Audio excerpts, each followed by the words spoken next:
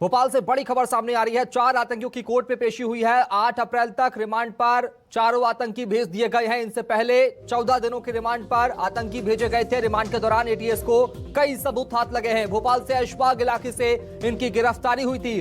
3 आतंकी बांग्लादेश, 1 आतंकी बिहार का रहने वाला बताया जा रहा है। रिमांड के दौरान एटीएस को कई सबूत हाथ लगे हैं, कई सुराग हाथ लगे हैं, जिन पर फिलहाल पुलिस एटीएस छानबीन कर रही है, तफ्तीश कर रही है। बारीकी से पूरे मामले को सुलझाने की कोशिश यहां पर की जा रही है। 4 आतंकियों की कोर्ट में पेशी हुई है और यह छानबीन यहां पर एटीएस कर रही है। आपको बता दें कि फिलहाल रिमांड मिल गई है और ऐसे में पहले 14 दिन की न्यायिक हिरासत में भेजे गए थे। 8 अप्रैल तक रिमांड पर आतंकी भेजे गए हैं। रिमांड में इजाफा किया गया है। फिलहाल एटीएस और ज्यादा पूछताछ करेगी। तार किन राज्यों में जुड़े हुए हैं वो खंगालने की कोशिश करेगी। चारों आतंकियों की कोर्ट में पेशी हुई, एटीएस ने कोर्ट में पेश कराया। 8 अप्रैल तक रिमांड पर चारों आतंकी भेज दिए गए हैं। रिमांड में इजाफा हुआ है। इससे पहले आपको बताना जरूरी है कि 14 दिन के लिए रिमांड पर भेजे गए थे और आज फिर पेशी हुई। एटीएस ने एंटी टेररिस्ट स्क्वाड ने इसे पेश किया और उसके बाद 8 अप्रैल तक के लिए पेशी में इजाफा किया गया है। खास बात यह है कि 3 आतंकी बांग्लादेश, 1 बिहार का रहने वाला बताया जा रहा है। मध्य प्रदेश में इनके तार कहां जुड़े हैं वो भी खंगालने की कोशिश फिलहाल एटीएस कर रही है। 8 अप्रैल तक के लिए रिमांड बढ़ा दी गई है।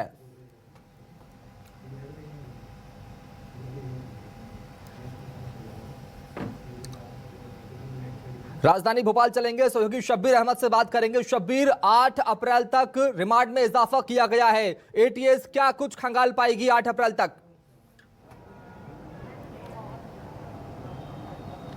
देखिए शुभम, इस वक्त की बड़ी खबर यह है कि पुलिस एटीएस ने रिमांड नहीं मांगी है, जो चीजें निकलकर सामने आ रही है। और उसके बाद कोर्ट ने चारों आतंकियों को जुडिशियल कस्टडी में यानी जेल भेज दिया है 8 अप्रैल तक। यानी 8 अप्रैल तक ये चारों आतंकी जेल में रहेंगे और उसके बाद फिर इनकी पेशी की जाएगी। 14 दिन की इससे पहले एटीएस ने रिमांड मिली थी और 14 दिन तक लगातार एटीएस ने इन चारों आतंकियों से, जो 3 बांग्लादेशी हैं, 1 बिहार के हैं, इन चारों से पूछताछ की गई और पूछताछ में कई अहम खुलासे हुए थे। और उसी खुलासे के बाद एक करोन से गिरफ्तारी हुई थी और इसके बाद एक विदिशा के लटेरी से गिरफ्तारी हुई थी अब्दुल करीम की। और इन्हीं के बाद पुलिस को एक के बाद एक, एटीएस को एक के बाद एक जानकारी निकलकर सामने आ रही थी। और 14 दिन में ये कह सकते हैं कि 14 दिन में एटीएस को जितनी इन चारों आतंकियों से पूछताछ करनी थी वो पूछताछ पूरी हो गई थी।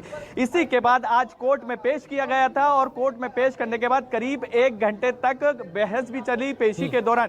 और पिछली बार की बात की जाए जब पेशी की गई थी तो मात्र 2 से 3 मिनट की पेशी हुई थी और तुरंत रिमांड दे दी गई थी एटीएस को कोर्ट की तरफ से। लेकिन आज की बात की जाए तो आज करीब 1 घंटे तक बहस चली और जो अंदर से निकल के चीजें सामने आ रही है, पूरे दोनों तरफ से काफी बहस हुई। और सरकारी वकील की तरफ से यह कहा गया कि हमें जितनी चीजें पूछनी थी वो पूछ ली गई है एटीएस की तरफ से। एटीएस की तरफ से भी पक्ष रखा गया कि अब हमें रिमांड नहीं चाहिए थी। और उसके बाद ये कह सकते हैं कोर्ट ने इन तमाम चारों आतंकियों को जेल भेज दिया है। 8 अप्रैल तक जुडिशियल कस्टडी में शुभम ये भेजा गया है।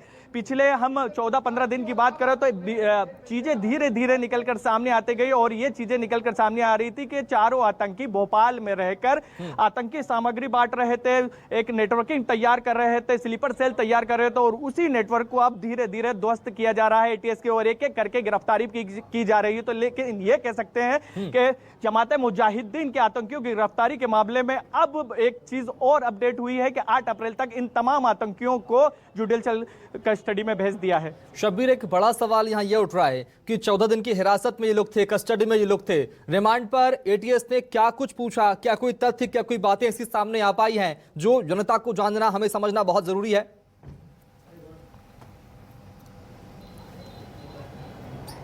देखिए शुभम, पिछले 14 दिन की बात की जाए तो कि एटीएस की तरफ से क्या कुछ पूछताछ की गई।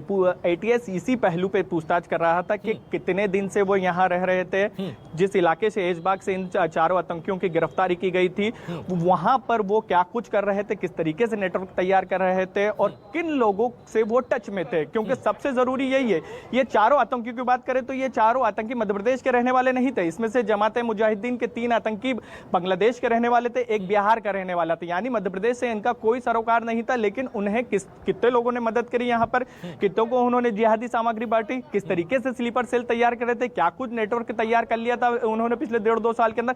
इन्हीं सब पहलुओं पर एटीएस की तरफ से पिछले 14 दिन में पूछताछ की गई।